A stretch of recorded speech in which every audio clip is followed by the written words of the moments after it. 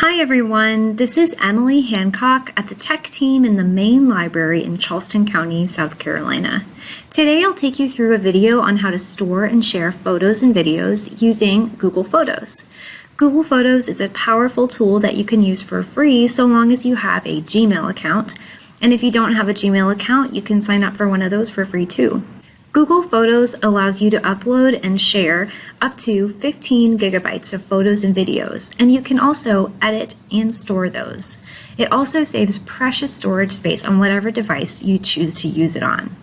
Without further ado, let's get started. Most people use Google Photos on the Android app, but you can also use it on the iOS app, the Windows 10 desktop app, or you can just get to it through the Google Apps and Google Drive if you're on your Gmail account. Today, I'm using a desktop to get to Google Photos. And you can see I'm already logged into my Gmail account. If I want to find Google Photos, all I do is go to the top right corner where it's Google Apps, and then scroll down and find where it says Google Photos. If I click there, I can see a few photos that I have added a few days ago and even some pictures that I've added from years in the past. But if you want to add more photos, you'll need to upload them to Google Photos. And there are a few ways to do that. One way is I can choose to upload using the top right button here that says Upload, and I can choose the computer option. Here I see a few pictures that I can add. So if I want to, I can select all of these. And it's important to note that you can't upload an entire folder. You'll have to upload individual files, which you can do en masse. And then I can click the Open button. And I'll drag myself out of the way here so you can see in this left-hand corner, I've uploaded 3 items and it shows me a little preview here of what I've added. Another way that I can choose to upload photos is to go to Upload again, choose Computer, and this time I can locate another file. How about this collection of bunny photos here? And I can simply drag and drop, and you see the screen turns blue and tells me I can upload the files. Again, I've got that little message, 3 items have been uploaded, and it shows me that preview. Another way I can upload photos is, again, go back up to the Upload button and choose Google Drive. Of course, this only works if you've got pictures already in your Google Drive. I can choose from recent pictures, or I can choose pictures shared with me, or My Drive. And let's do some kittens. You can see as I select them, it knows that I want to do all 3 of these pictures here. And I'll hit Upload. And now that we've got a few photos in our Google Photos app, let's go ahead and learn how to create and share an album. If I want to create an album, one way I can do it is to select photos that I choose by choosing these check marks in the top left corner. And here I can hit this plus sign in the top right corner. It says Add to or Create New. Here I can choose to create an album, which I will do. And if I choose I want to give it a new album, and I'm in it and I'm going to add the title, I'm just going to call it Kittens. And when I'm done creating that title, I just hit in the top left corner, there's a little blue check mark, and it lets me know I'm done. Another way to create an album is to create a shared album. So similarly, I can choose which photos I would like to share. How about these bunnies again? And I can hit the plus sign here again, and I can choose Shared Album. Similar to the previous step, we can choose New Shared Album. And I'm going to title this one Bunnies. And instead of that blue check mark in the top left corner, I have got this blue Share button, and I'll click that in the top right corner. Now I have some options about how I can share this. I can share this in Google Photos as long as somebody else that I'm sharing it with has a Gmail account. Here are some suggestions that Gmail is pulling from my list of contacts. Or I can create a link here and share it with anybody. Or I can share it to Facebook or to Twitter. For now, I'll share it with my buddy here, TLC1.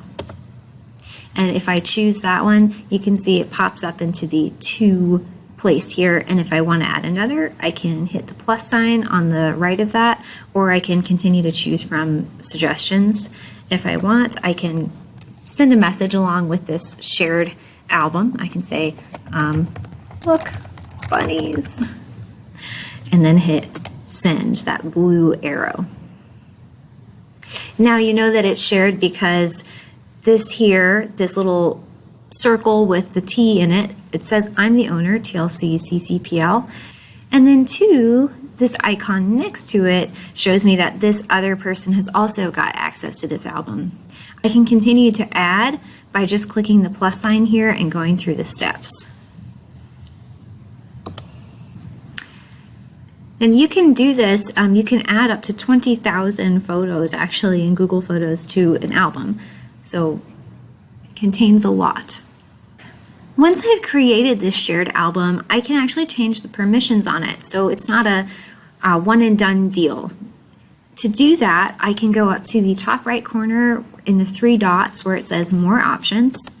And if I click there, you can see I actually have several things I can do. I can view these as a slideshow. I can download all of these photos, edit the album, set a cover, hide from the album, delete it, or I can go to this options option.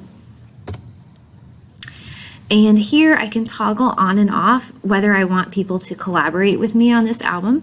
So if I don't want them to collaborate, I choose the off setting, which is a gray color. I'll turn it back on. Same goes for comments and likes. So one feature that's kind of nice of an album is that you can comment and like on photos and on the album itself. Again, you can toggle that on and off, and you can even do link sharing. So now I could copy this link and share it with anybody. And if I choose not to copy that link, I can just delete it. Another thing to note about shared albums is that only the people who upload the photos or videos into those albums are allowed to edit them.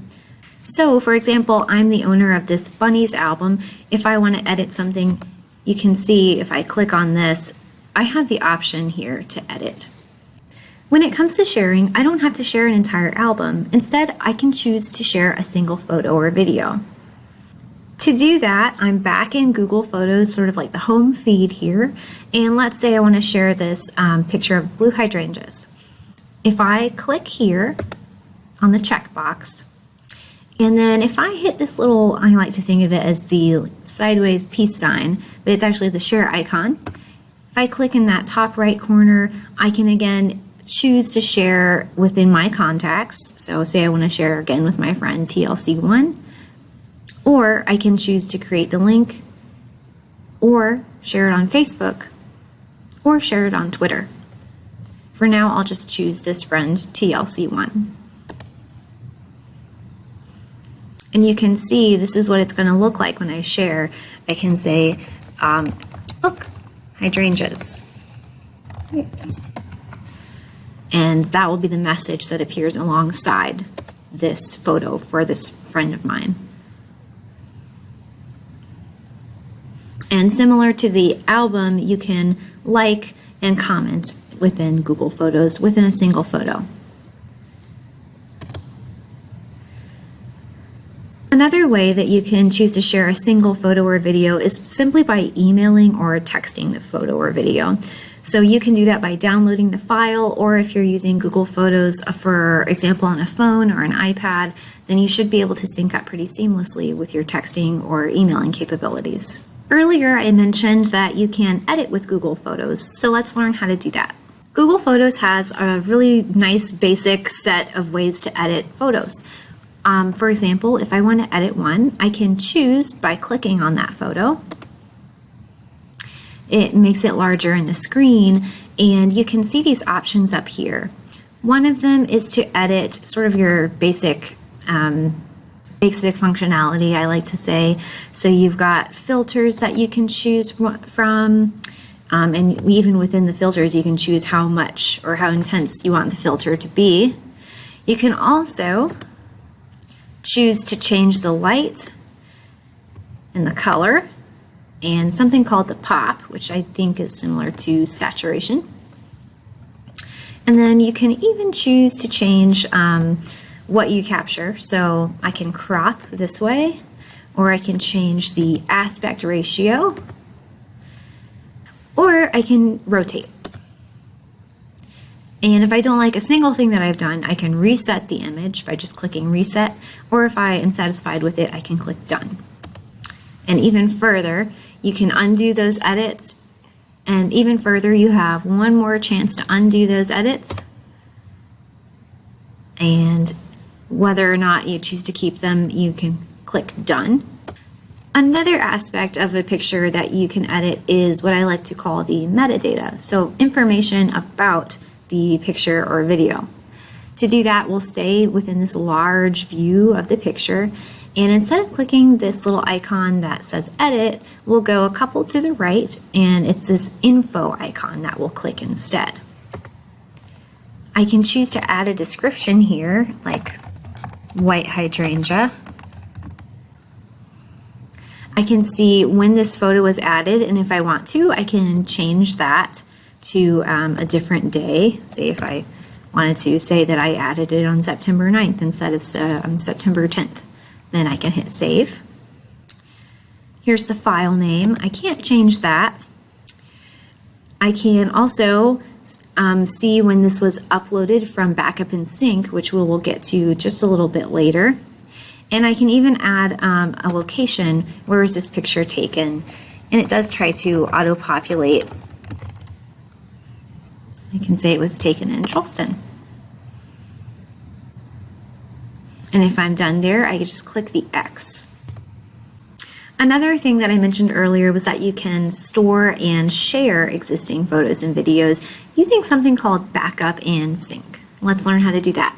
You can choose to get the Backup and Sync tool anytime by just going to the top right corner where it says Upload and then hitting Download Backup and Sync. This Download Backup and Sync, once it's installed on your device, will know to pull automatically from your photos and videos as you tell it to. And then it will put these into your Google Photos account, which you can access online. Once these photos and videos are in the Google Cloud, you can choose to get rid of the local versions on whatever device you're using, but just know that if you do that, the only existing versions of those will be in Google. To install Backup and Sync, I'll click Download Backup and Sync, and then I'll be taken to this set of prompts. I can choose to get Backup and Sync on Windows 7 and above, or let me drag myself up a bit.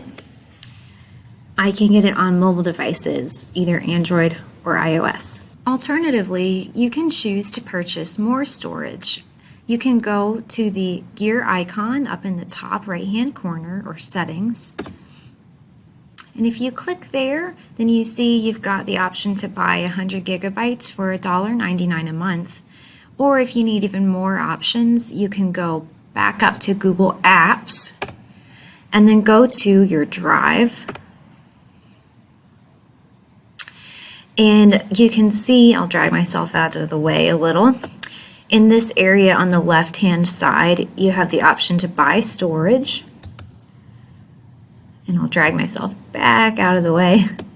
And here's some more options. So there's that 100 gigabytes for $1.99 a month, or you can go up to 200 gigabytes, or if you scroll down even further, you've got 2 terabytes for about $10 a month here. One final thing I'll show you is how to archive photos and videos. I can choose to clean up this feed that I'm seeing in front of me now, which is right now in the Photos tab, by archiving some of what I've got here. I can do that by going to the Library section on the left-hand side and going to Archive. You can see it explains to you, in case you ever forget, that archived items will be kept in this spot. They'll still show in albums and in search results, but like I said, they won't show up in that feed that we see in the home screen. To add things here, we can go to Add Photos in the top right corner. And then it shows me sort of that home feed again. I can choose to select everything from a certain date, or I can choose to select things individually, one at a time. Once I'm satisfied, I can make sure that I've selected the correct number of photos by checking in the left top corner. It says I have 6 selected right now. And then I can hit in the top right corner this blue Done button. And there they are. You can see them in the archive now. But if I go back to my albums in the library on the left-hand side, you can see I can still see these photos in their respective albums. But if I go back up to photos in the home feed, sort of, they have disappeared. So the archive is just a good way to clean up things that are going on here without permanently letting them go. Thank you so much for watching today. If you have any questions related to Google Photos, you can always give us a call at 843-805-6885, or you can email the tech team at techteam@ccpl.org. Thanks, and I'll see you in the library.